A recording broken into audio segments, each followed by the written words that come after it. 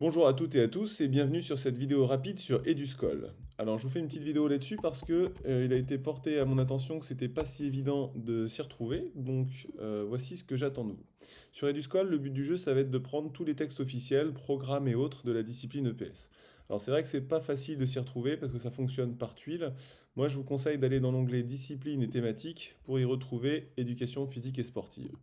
À partir de là, quand vous avez passé le côté actualité, vous avez programme et ressources, cycle 3, cycle 4, lycée, ça va être parfait.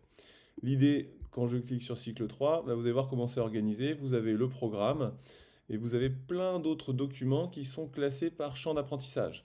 Donc produire une performance, champ d'apprentissage 1, adapter ses déplacements à des environnements variés, champ d'apprentissage 2, et ainsi de suite.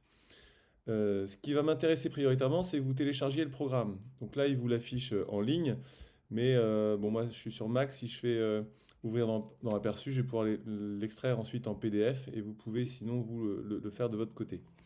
Vous avez sinon pour le faire la référence ici. Vous pouvez taper dans Google et vous rajoutez PDF et il va vous proposer un lien de téléchargement.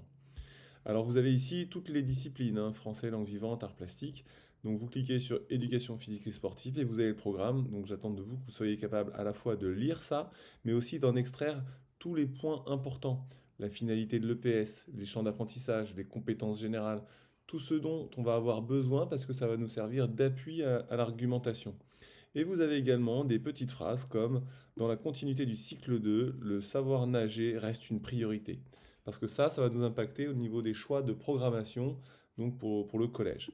Il y a plein d'autres choses à aller voir, à la fois dans la structure, comment c'est organisé, puis évidemment dans le contenu. Passer les programmes, il y a plein de documents qui vont être intéressants. Je vais revenir sur hop, le cycle 4, tiens, hop, pour aller voilà, produire une performance optimale mesurable à une échéance donnée. Ils vont vous donner bien sûr des choses de l'ordre du principe, des enjeux, tout ça, et puis des exemples très concrets dans les différentes activités. Alors évidemment, je ne vous demande pas de tout lire parce que c'est énorme tout ce qui est produit. Mais quand vous travaillez sur une activité, à mon avis, vous ne pouvez pas faire l'impasse sur ces textes-là. C'est-à-dire que là, par exemple, si vous travaillez sur le ressenti respiratoire, vous avez des niveaux de ressenti qui vous sont donnés. Ça serait dommage de s'en priver, ou en tout cas de se positionner par rapport à ça. Ça veut dire que quand vous travaillez sur une activité, vous allez piocher dans votre répertoire de connaissances, vous allez piocher dans ce que font les autres, dans ce qui est disponible aussi sur Internet ou dans les livres. Mais si on appelle ça des référentiels, c'est pas pour rien, c'est pour que ça vous serve de référence et que vous soyez capable au moins de vous positionner par rapport à ça.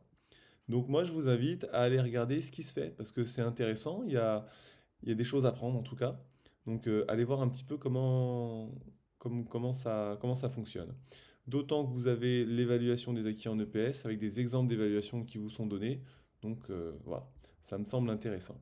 Ensuite, une fois que vous avez extrait les textes, à mon avis, il faut s'organiser dans son ordinateur avec des fichiers à la fois par activité et puis par thématique. Par exemple, moi j'ai un fichier du SCOL où c'est classé par activité, mais également en cycle 3, cycle 4, lycée.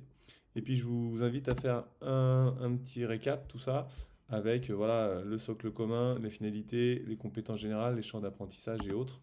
Ok, donc je vous laisse faire le vôtre. Je ne vais pas vous transmettre le mien parce que c'est votre choix, c'est vous qui allez extraire et je pense que ça fait partie des compétences de l'étudiant d'être capable de faire ce travail de formalisation. Donc je vous invite fortement à aller sur Eduscol et à faire ce travail-là, on en aura besoin en cours. Je vous remercie et à très vite.